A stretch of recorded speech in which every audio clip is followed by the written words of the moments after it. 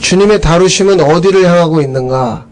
제목이 좀 긴데 제목 안에 다 답이 있죠. 주님의 다루심은 어디를 향하고 있는가? 오늘 이 본문은 뭐냐면 공동체를 꿈꾸는 사람들이 우리 기독교 2000년 역사 안에 질비하거든요. 그래서 우리나라는 수도원은 별로 없어요. 근데 외국에 가면 공동체로, 그러니까 지금 우리가 읽었던 이 사도행전 2장 이 말씀을 통해서 많은 사람들이 뭘 꿈꾸냐면 우리 이렇게 한번 살아보자. 서로 물건을 나누고 재산을 나누고 같이 모여 살자. 정말 공동체를 꿈꾸는 사람들이 꼭 수도원이 아니더라도 우리나라 안에도 의외로 많아요. 근데 이제 이게 참 이 모습이 좋아 보이니까 그렇게 하는 거겠죠. 그런데 이 공동체의 시작이 누구냐고 하는, 다시 말하면 야 우리 이렇게 한번 살아볼까? 그래 한번 살아보자. 네 것 내 것 없이 우리 같이 한번 살아보자. 재산을 합치고 어디 땅을 사서 집을 지어서 농사 지으면서 한번 살아보자. 같이 예배 드리고 우리 그렇게 해보자. 이 공동체의 시작, 그러니까 공동체로 살려고 하는 그 시작이 사람이라는 것이죠. 근데 그분들은, 공동체로 사시는 분들은 공동체가 교회고 교회가 공동체라고 이야기를 하지만, 자, 오늘 말씀 한번 2장 1절로 한번 가보세요. 우리가 읽었던 부분은 2장의 마지막 부분인데 2장 1절에 보면 다 같이 모인 곳에 호련히 하늘로부터 뭐가 내려와요. 그게 바람 같은 소리요, 3절에 보면 불의 혀처럼 갈라지는 것이요, 이게 한 사람 한 사람 위에 임하여 한 사람 한 사람에게 위로부터 뭔가 부어지는 건데, 4절에 보니까 그것을 뭐라고 하냐면 성령의 충만함. 성령이 말하게 하심을 따라서 말하는, 이제 성령으로 살기 시작하는. 그런데 이것은 17절에 보면 요엘 선지자를 통하여 하나님이 그렇게 말세에 내가 내 영을 모든 육체에 부어줄 것이라고 예언한 것이 이루어졌다는 것이죠. 그 이야기예요. 자, 그런 다음에 33절을 한번 보실래요? 거기 보면 하나님이 오른손으로 예수를 높이심에 그가 약속하신 성령을 아버지께 받아서 너희가 보고는 이것을 부어주셨느니라. 그러니까 아버지가 아들에게 성령을 약속해서 아들에게 부어주니까 그 아들이 받은 성령을 우리도 받았다. 지금 그 얘기예요. 38절에 너희가 회개하여 예수 그리스도 이름으로 세례를 받고 죄사함 받으면 뭘 받아요? 성령의 선물을 받으리니, 아버지가 약속하신 성령을 받는다는 이야기 있죠. 그러니까 지금 2장 1절부터 계속해서 흘러오는 건 뭐냐면, 무엇으로 지금 이렇게 사람들이 나중에 모여 살고 재산을 나누고 함께 예배하고, 이 출발점이 성령이라는 아주 간단한 걸 놓쳐버리는 거죠. 성령에 의해서 교회든 공동체든 뭐든 관계없어요. 다 출발점은 성령이죠. 성령이라는 건 아버지의 영이에요. 그 성령이 내게 주님의 마음, 아버지의 마음을 부어주니까, 아버지 마음 바꿔보니까 귤 한 쪼가리 나누고 싶다, 그 말이에요. 우리 집에 왜 이렇게 귤이 많이 굴러다니지? 이런 귤 교회나 가지고 갈까? 이게 아니란 말이에요. 우리 집 화단에 무슨 이렇게 화분이 많아? 정말 교회에다 갖다 둘까? 그럼 사람들이 좋아하겠지? 이건 말도 안 되는 이야기라고요.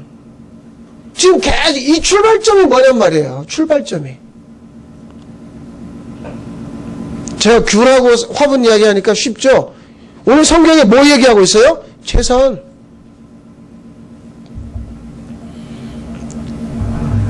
우리가 교회 들어오면서부터 죽을 때까지 이 교회는 들어오고 나가면서 계속 뭐 해야 되면 헌금해야 돼요.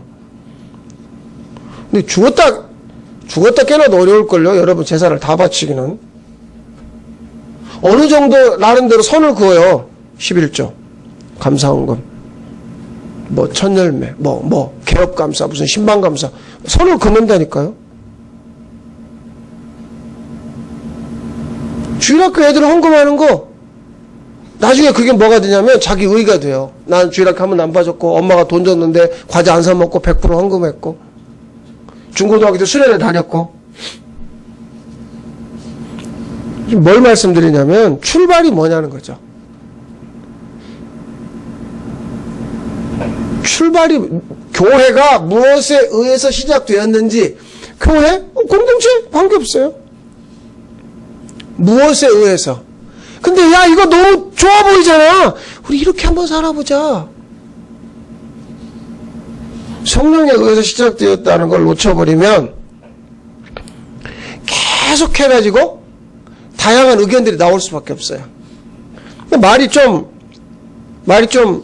그럼 이게 무슨 말이에요? 성령에 의해서 시작되었다는 말은 이 두 가지 그림을 보세요.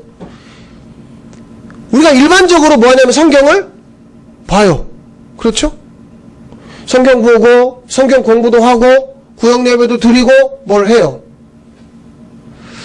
성령에 의해서 시작되었다는 말은 무슨 말이냐면 지금까지는 성경을 성경 바깥에서 보는 거예요. 그러니까 이 성경 바깥에서 보니까 기도 많이 하면 되겠네. 성경을 암송하면 되겠네. 그러니까 바깥에서 보는 거죠. 그럼 이건 뭐냐면 학습하는 거예요. 성경 바깥에서. 거기서 뭐가 나오냐면 선이 나와요. 그런데 성령께서 교회가 성령에 시작되었다? 그 말은 성령께서 우리를 성경 안으로 데리고 들어가요. 자, 그러면 무슨 차이가 있는가? 무엇인가 결정할 때 지금까지의 결정권자는 누구였어요? 자기 자신이었죠. 자기 자신이었어요. 그러니까 성경 읽고 공부하고 순종해야 복을 받는다. 순종해요. 그리고 뭔가 자기가 나쁜 짓 하면 벌벌 떨어요. 두려워요. 내가 잘못했네. 하나님이 벌 주실지도 몰라. 전부 다 성경 바깥에서 그냥 통속적이라고 해야 될까요? 성경 바깥에서. 그러니까 말씀이 실제가 안 되는 거죠. 그 말은 말씀과 삶이 따로 놀아요. 따로. 그러니까 말씀의 지배를 전혀 안 받는 거예요. 뭐 할 때? 무엇인가를 결정할 때. 여러분 보시기에 저쪽 왼쪽 그림 보세요. 나는 지금 화려한 멋진 세상으로 가고 싶은데 주님이 뭐라고 그래요? 야, 좁은 문으로 들어가야 돼. 아플싸. 큰일 뻔했다. 나 그냥 너무 쉽고 간단하게 당연히 내가 이 길로 갈 뻔했는데 실제가 된다는 건 뭐예요? 그 길 아니야. 성령께서 말씀 안에서 내가 어떤 것을 선택해서 살아가야 될지에 대한 결정권에 개입하는 거죠. 그러니까 개입하지 않는 삶은 너무 쉬워요. 우리 다 그렇게 살아봤잖아요. 그거 안 살아보셨어요? 뭔가를 결정할 때 제일 지금도 그렇고 앞으로도 마찬가지지만 예전에 아쉬웠던 게 뭐냐면 내가 탁 저질러 놓고 하나님 도와주세요. 그래서 우리 애가 이번에 서울대 원서 넣습니다. 붙게 해주세요. 넣기 전에 얘기해야 되는데 넣고 나서 그러니까 이미 넣어버린 결정은 누가 해요? 우리가 하는 거죠. 하나님 붙여줘야 하나님이야. 이미 결정을 내가 하고 하나님은 사고처리반이죠. 어떻게 생각하세요? 여러분 한 몸이 아니에요. 한 몸이. 제가 이 목사로서 내가 어저께 토요일날 그 생각을 잠깐 해봤는데 가끔 토요일날 밤 10시 넘어서 우리 친구들하고 문자를 해요. 가끔 카톡을 해요. 어디냐? 교회야. 아직도 교회야. 왜? 이 설교가 마무리가 안 되네 이게. 이게 결론이 뭐가 탁 나와야 되는데 이게 그래가지고 해보면 우리 보통 그래요. 토요일날은 뭐 하루 종일 앉아서 무슨 처박혀가지고 막 기도하고 말씀 보는 줄 아세요? 그런데 누가 막 토요일날 어디 결혼식 있다고 그러고 뭐 토요일날 뭐 하자고 하면 나 주일 준비해야 되는데. 성경 바깥에서 성경을 보니까 이것을 어떻게 요리해야 될지에 대한 고민인 거예요. 재료는 끝내주는데 이걸 어떻게 잘 지지고 볶아서 주일 아침에 성도들이 먹을 수 있게 딱 내놓아야 될까 계속 고민하는 거죠. 성경 어디에서요? 바깥에서. 그런데 계속해서 일주일 동안 살아가는 그 삶이 성령께서 그 성경 안으로 끌고 들어가면 이거는 뭐 내가 뭘 할 게 없다 그 말이에요. 여기서 내가라는 건 목사인 거죠. 그럼 여러분도 마찬가지죠. 교회는 주님과 한 몸이죠. 그럼 한 몸이라는 게 뭐냔 말이에요. 한 몸이라는 게 무엇인가 결정할 때 내가 딱 해버려 놓고 아 주님 내가 이렇게 했으니까 꼭 도와주셔야 돼요. 할렐루야. 네? 이거 한 몸이에요? 동상이몽이죠. 둘이 한 집에 살면서 늘 다른 꿈을 꾸는 거예요. 결정권자가 교회는 자 성령에서 시작되었다. 그 순간 말이죠. 야 우리 공동체로 살아보자. 이 결정권이 이게 얼마나 좋은 이야기냐고요. 그런데 결정권이 사람이었단 말이에요. 근데 교회는 그런 게 아니에요. 교회의 시작은 말이죠. 사람이 와서 교회를 흩어버린다고 그래서 교회가 사라지는 것도 아니고 다 모여라 막 떼거리로 모여서 이게 교회다? 십자가 걸어 교회다? 그럴 수 없어요. 결정권자가 그러니까 우리가 했던 그런 삶은 너무 쉽게 살았다 그 말이죠. 사실은 그 목회는 목사로서 제가 뭐 좀 살아보니까 목회는 거의 여러분들 뒤치다거리 하는 거죠. 누가 아프다, 뭐 시험 본다, 이사 갔다, 뭐 했다 그러면 가서 찾아가서 신방하고 교회 안 나온다 그러면 왜 안 나오세요? 왜 시험 들었어요? 그러시면 안 돼요. 그러고 뭐 그런 수준이죠. 바라는 건 뭐냐면 바깥에서 맴돌던 자를 교회 안에 끌고 들어와서 직분을 줘요. 주일학교 교사도 하고 뭐 찬양대도 하고 뭣도 하고 막 직분을 줘요. 그렇게 해서 그분이 말씀 안으로 들어가는 게 아닌 거죠. 지금 이제 11월 이제 끝나가지고 한 달 남았죠. 12월 되면 소위 교회라고 말하는 동네에 어떤 흐름이 있냐면 나 이제 내년에는 1년 쉴래요. 구획장 안 할래요. 저 주일학교 저 교사 안 할래요. 전부 다 안 한다는 얘기지 뭐.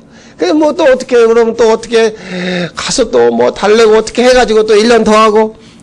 그러니까 이때쯤 되면 그런 전화 막 온다니까요.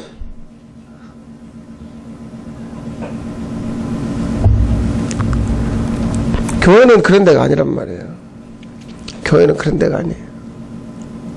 그러니까 성령님이 우리를 그분 안으로, 말씀 안으로 끌고 들어가는 일이 실제로 벌어져야 교회가 된단 말이죠. 그래서 말이에요. 신명기 8장에 보면 이스라엘을 광야에서 40년 동안 살고 싶은 것은 40년 살게 하신 것은 뭐냐면 그 이스라엘 백성들의 마음을 알아보고 싶어서였다. 이렇게 나오죠. 무슨 얘기냐면 그 사람들이 그 출애굽한 사람들이 처음부터 애굽에서 살았죠. 거기서 태어났고 거기서 사는 거예요. 그러니까 이제 민족은 다르지만 그런데 몸이 거기 살다 보니까 뭐까지요? 정신세계까지 애굽화가 돼버린 거죠. 애굽화가 됐다는 말은 무슨 말이냐면 애굽이라고 하는 건 눈에 보이는 게 전부예요. 그래서 어떤 사람이 성공한 사람이냐면 다른 사람들에게 보여줄 것이 있는 사람. 그러면 세상에서 보여줄 건 뭐가 최고예요? 돈이란 말이에요.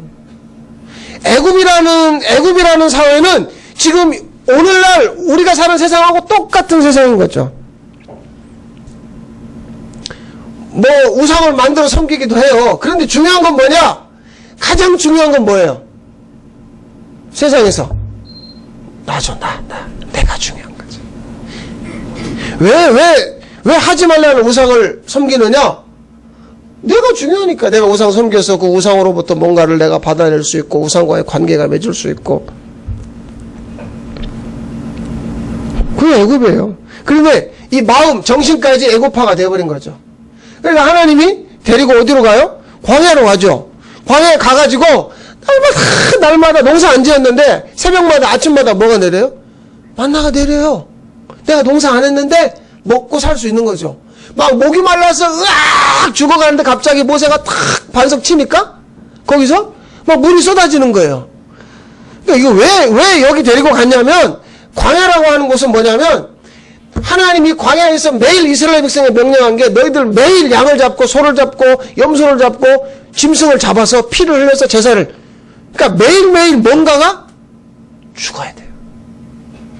그 죽음은 두 가지죠. 하나는 너희들의 그 정신세계까지 애굽화되어 있는 너희가 죽는 거지만, 그런데 문제는 뭐냐, 이 죽음이 무엇인가를 향해서 흘러가는데 이걸 눈치를 못 채요. 자, 다시 보세요. 애굽화되었다는 건 뭐냐면 죽었다 깨어나도 누구밖에 없어요? 나밖에 없단 말이에요. 그럼 너는 어떤 자냐? 너는 죽은 자다. 그런데 요 광야 오기 전에 하나님이 중요한 사건 두 가지를 일으킵니다. 10가지 재앙의 마지막 재앙이 장자 죽음이죠. 그리고 장자 죽음으로 나왔는데, 나와서 사흘 동안 끌고 간 장소가 홍해 앞이란 말이에요. 그러니까 거기서 또 한 번 이스라엘이 뭘 봐요? 애굽의 죽음을 보죠. 그런데 자기네는 집단적으로 통과해버리는 거죠. 마치 그 바닷길을 육지처럼 걸어가 버린단 말이에요. 그러니까 거기서도 뭘 보여주냐면 죽음을 보여준 거예요. 너는 이 물에 빠져 죽었어야 될 존재야. 너 이미 애굽에서 양의 피를 안 발랐다면 너희들은 죽었어야 될 존재야. 그런데 거기서도 그걸 못 알아채니까 광야를 끌고 와가지고 매일매일 뭔가를 잡게 해요. 그러니까 매일매일 잡는다는 건 뭐냐면 매일 자기 자신의 무엇을 확인해요? 죽음을 확인하는 거죠. 그런데 정말 이런 게 코미디인 거예요. 매일 양을 잡고 소를 잡고 염소를 잡고 비둘기를 잡고 뭔가를 하면서도 이게 지금 뭐 하는 건지를 전혀 눈치를 못 채요. 그런 상태로 어디까지 가요? 가나안까지 가요. 왜 눈치를 못 챌까? 뭐가 없이요? 성령 없이. 성령 없이 가나안 들어가니까 애굽에서도 그랬고 광야에서도 그랬고 가나안에서도 그랬고 눈치를 못 채요. 성령 없이 들어간다는 말을 이렇게 바꿔봐요. 성령 없이 살면 항상 나의 반응은 눈에 보이는 것에 반응하는 거죠.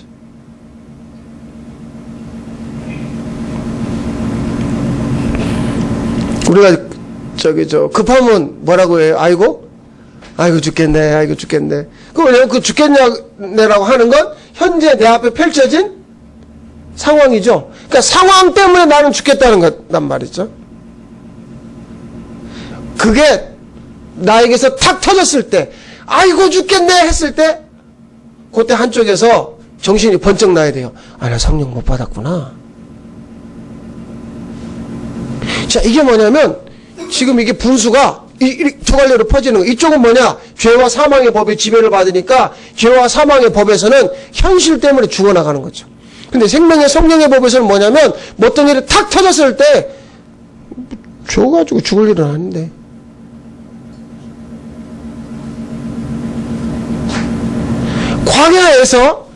광야에서 매일매일 뭔가를 잡았을 때 도대체 이 양을 왜 잡아야지? 도대체 이 양을 왜 매일 잡아야지? 내가 죄 졌는데 양이 뭐지? 이게 맨날 피 흘리고 불에 태우고 이게 뭐지 이게? 성령이 임하면 그게 뭔 줄 알게 되는 거죠. 눈치를 챈단 말이에요. 성령이 야 이거는 지금 왜 거기서 그 애굽에서 그 어린 양을 잡아가지고 피를 바른 줄 알아? 왜 도대체 광야에서 너희들 끌고 와가지고 여기서 매일 이 짓거리 하는 줄 아냐고. 좀 눈치를 채 좀. 아 이거요? 그거였어요? 어린 양 예수? 아 그거였군요. 근데 성령 없이 가나안에 들어가 버려요. 모든 것을 거저받았죠. 자기가 짓지 않은 집에 들어갔죠. 파지 않은 우물을, 심지 않은 나무, 과일 이런 거 다 얻었죠. 아무 눈치가 없어요. 어디 이렇게 생각하는 거예요. 성령 없이 들어가면 하나님 우리 선택했어. 선택받은 자에겐 당연한 거야. 이 성령 없다는 전형적인 증거인 거죠. 자, 아까 말씀드렸어요.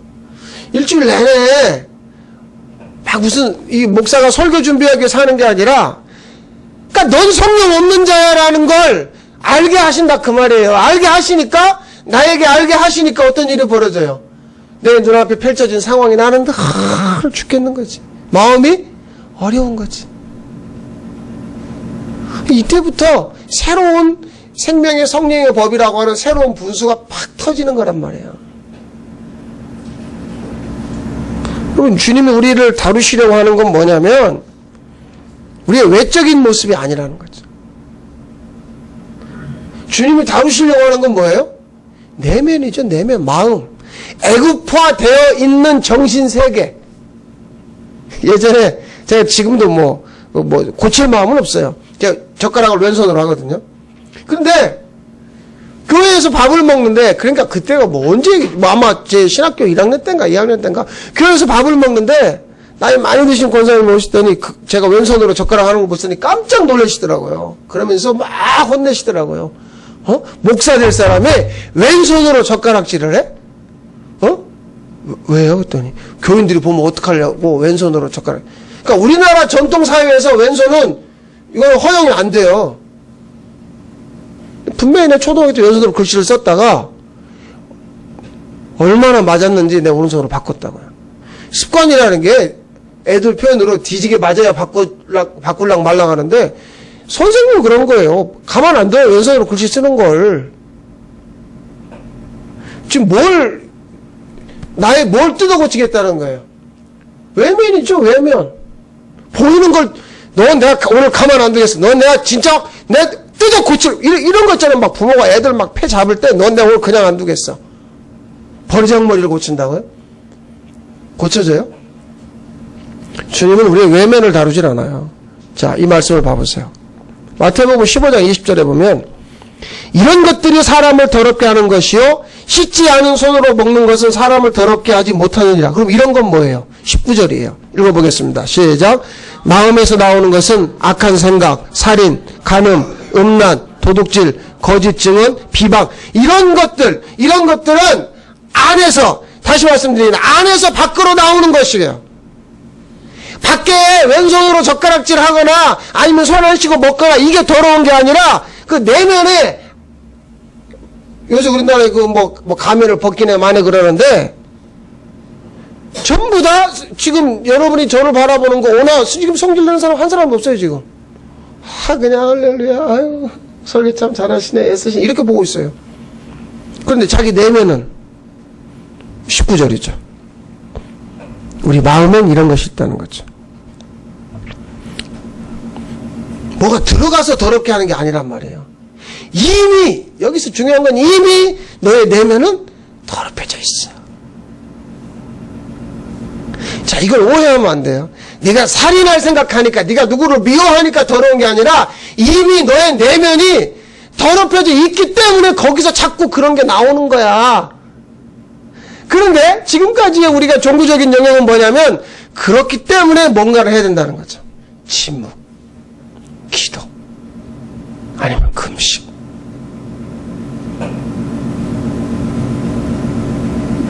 천주교에서 이렇게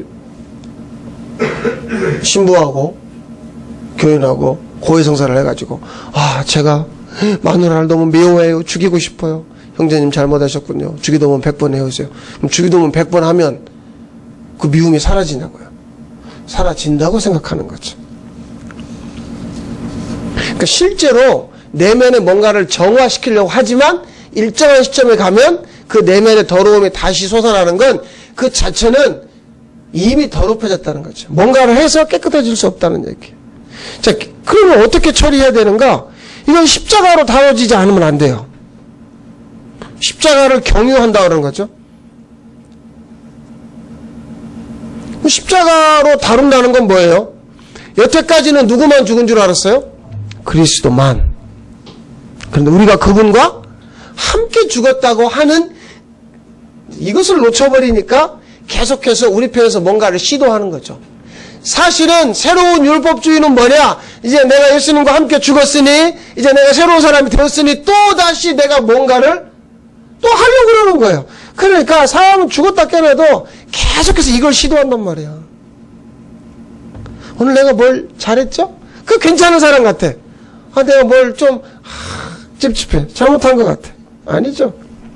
십자가로 다뤄지면 이미 사형 선고가 내려졌기 때문에 이 십자가로 다뤄진다는 말은 그 십자가를 경유해서 비로소 무엇으로요?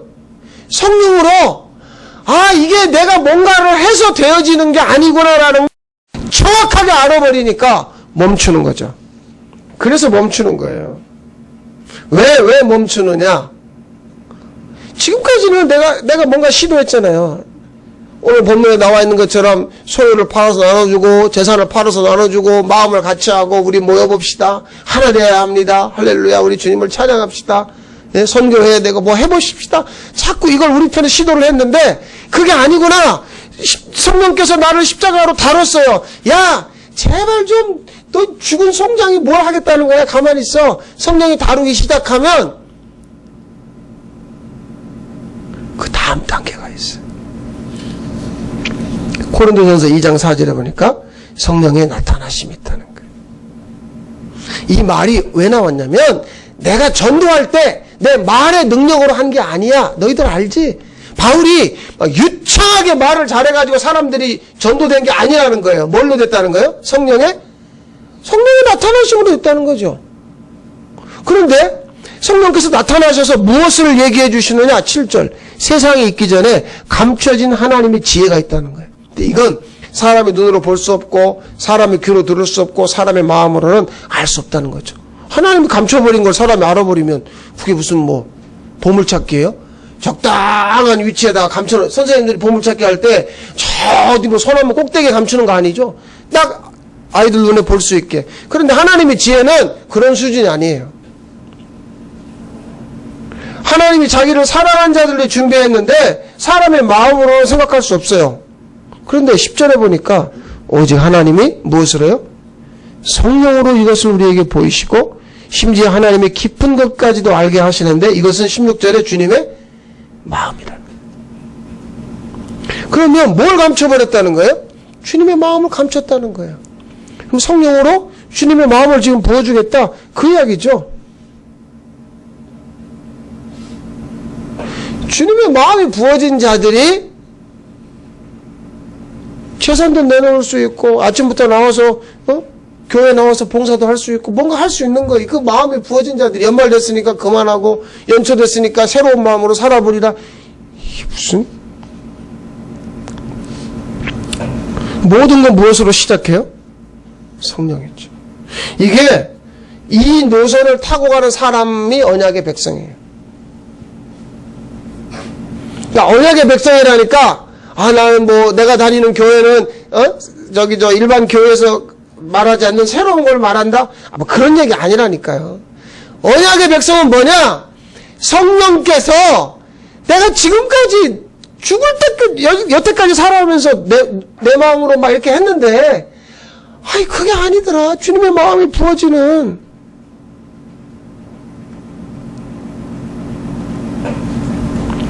그러면 보세요. 성령으로 시작했다는 게 뭐예요? 천지창조,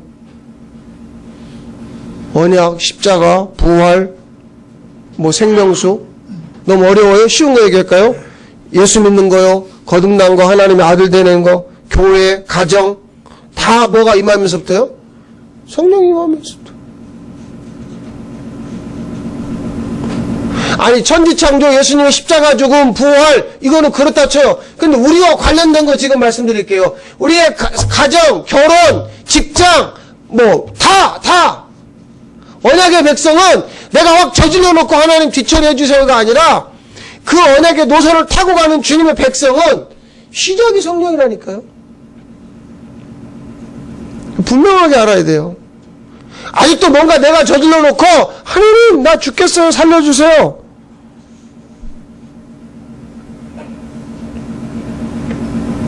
그 시작의 그 결정의 주체가 명확해진 거죠. 나의 나. 언약의 백성은 그렇게 살 수 없어요. 근데 문제는 성령으로 시작하는 건요, 어떤 학습이나 훈련이나 선행으로 되는 게 아니죠. 그러면 세상에는 말이에요, 두 개의 층이 있어요. 자, 요 설명을 잘 들어보세요. 하나는 위층은 눈에 보이는 층이에요. 근데 보이는 층은, 지난번에도 말씀드렸는데, 보이는 층은 나름대로 뭐 할 수 있냐면, 조금 살아본 사람들은 예측할 수 있어요. 자, 지금 계절적으로 뭐예요? 겨울이에요. 그러니까 겨울이 다가오기 전에 뭘 해요? 김장을 해요. 겨울이 다가오기 전에 연탄을 준비하든지 기름을 넣든지, 겨울이 다가오기 전에 옷을 준비하든지, 여러분 집에 이불을 바꾼다. 겨울이 다가오기 전에 예측하는 거예요. 좀 우리 일상생활에서 일기예보. 그러니까 대부분의 직업이 일기예보를 보고서, 아, 이거 비가 오겠다. 그럼 뭘 준비해야 된다? 눈이 오겠다. 아침에부터 눈이 막 내리는데 걱정이더라고요. 저 면목동에서 오는 저 친구야, 지하철 타고 와서 괜찮은데, 차를 끌고 온다는데, 이게 눈이 오면 어떡하나? 보이는 층은 예측 가능한. 그런데, 보이는 층은 뭐냐? 이건 항상 뒤죽박죽이야. 그러니까 해마다 같은 날 눈 오는 건 아니죠. 해마다 같은 날 단풍 드는 게 아니란 말이에요. 이게 왜 이러지? 그러니까 세상은 보이는 층이 있어요. 근데 이 보이는 층은 내가 어렸을 때 다르고, 내가 젊어서 다르고, 내가 결혼했을 때 다르고, 애 키울 때 다르고, 그러니까 보이는 층은 뒤죽박죽인 거죠, 항상.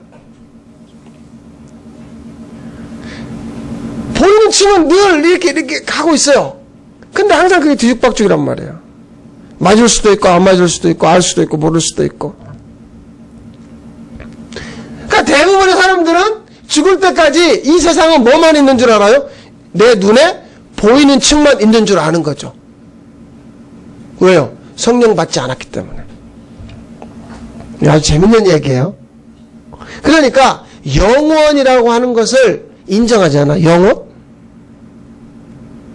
고린도전서 2장 14절, 육에 속한 사람은 하나님의 성령의 일을 받지 아니하나니 이는 그것들이 그에게는 어리석게 보이며 또 그것들을 알 수도 없나니 그런 일은 영적으로 분별되기 때문이라. 물론 요한복음 그 14장에서 세상은 진리의 영인 성령을 받지 못한다라고 되어 있어요. 그러니까 성령 받지 않은 상태에서는 도를 닦고 무슨 대단한 어떤 내 나름대로의 고도의 훈련을 받는다 해도 결국 보이는 층만 보는 거죠. 그렇다면 보이지 않는 층은 뭔가? 자, 이 층은 보이는 층이요. 그 밑에 흐르는 층이 하나 있어요. 근데 보이지 않는 층은 전혀 보이는 층의 영향을 받질 않아요. 그러니까 보이지 않는 층은 간단하게 얘기하면 말씀하시고 말씀을 이루시는, 이건 주님의 층이에요.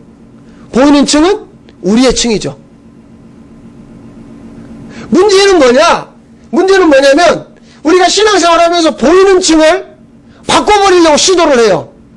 뭘 바꾸려고 하느냐? 보이는 층에 사는 우리가 보이지 않는 주님을 바꿔버리려고 하는 거죠. 내가 이렇게 잘 믿으니 주님 저주를 축복으로 바꿔주십시오. 보이는 층은 전혀 보이지 않는 층은 보이는 층의 영향을 안 받아요. 그러니까 천지 창조할 때 우리한테 물어봐요. 너 내가 여섯째 날 창조할 건데 어떻게 생각하니? 안 물어봐요. 에덴에다가 선악을 알게 하는 나무도 심어놓고 생명을 알게 하는 나무 심었죠. 아담한테 물어봐요? 안 물어봐요. 심지어 아담 옆구리에서 여자를 만들 때도 물어봐요? 안 물어본다니까요. 안 물어봐요. 노아 홍수 때 다 쓸어버릴 때, 야 노아야, 내가 니네 식구는 살려주고 다 쓸어버릴 거 어떻게 생각하니? 안 물어봐요. 그냥 일반적인 결정이야. 믿음의 조상으로 누구를 불러요? 아브라함. 내가 안 물어봐요. 그냥 일반적인 결정이라니까요. 그러니까 하나님은 보이지 않는 층은 말씀하시고 말씀을 이루는 이것을 영원이요 영광이라고 그러죠. 이 층은 우리의 의도와 무관하게 하나님의 언약 안에서 지금 계속 흘러가고 있어요. 영원이죠. 영원. 성령으로만 알 수 있는. 요한복음 17장 24절, 아버지께서 창세전에 나를 사랑하심으로 내게 주신 나의 영광을 그들로 보게 하시기를 원하옵나이다. 이 세상에 있기 전에 아버지가 아들에게 영광을 줬어요. 야, 내가 준 영광. 그러니까 아들이, 아버지, 이거 나만 보면 어떡해요? 저 사람들도 좀 보여주세요. 그러니까 성령께서 여태까지 보이는 층만, 그것만 있는 줄 알고 막 달려가던 사람들에게 새로운 층을 보여주는 거죠. 그래서요, 여러분 히브리서 11장 한번 찾아보세요. 히브리서 11장 이거 찾아보세요. 2절. 우리의 믿음은 뭐냐? 우리의 믿음은 이거죠.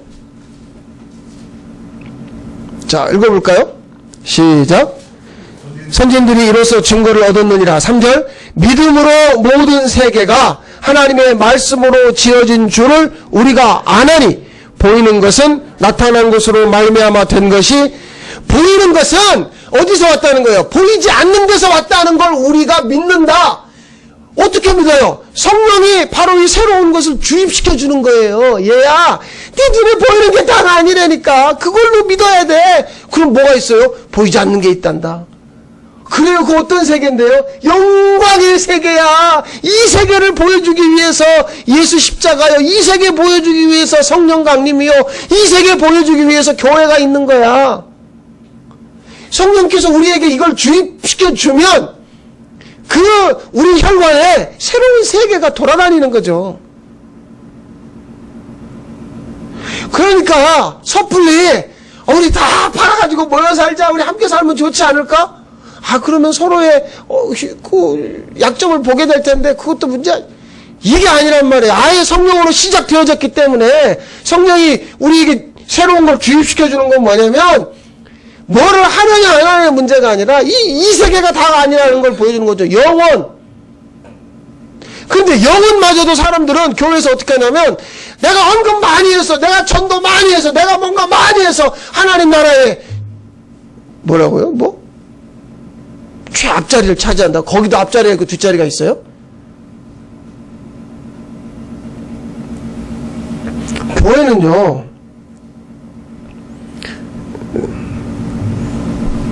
성령께서 부어주시는 그 주님의 마음으로 시작된 주님의 몸이죠. 그래서 교회를 주님의 몸된 교회라고 하는 거예요. 주님의 다루심은 어디를 향하고 있어요?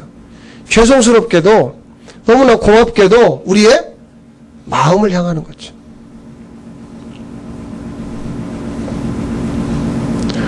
그 유명한 구절 아니에요? 사무엘상 16장 7절. 사람은 외모를 보거니와 나 여호와는 중심을 본다. 근데 요 말씀 하기 전에 다윗의 형들, 키 크고 잘생기고 그 멋진 놈들을 보고 하나님이 이렇게 얘기해버려요. 보지 마. 내가 이미 그를 버렸다고. 사람은 외모를 보거니와, 그러니까 사람은 뭘 다루는 거예요? 자기 외모를 계속 다뤄요. 내 머리를 갖다가 파마를 할까요? 스트레이트를 할까요? 이걸 어떻게 할까요? 염색을 무슨 색깔로 할까요?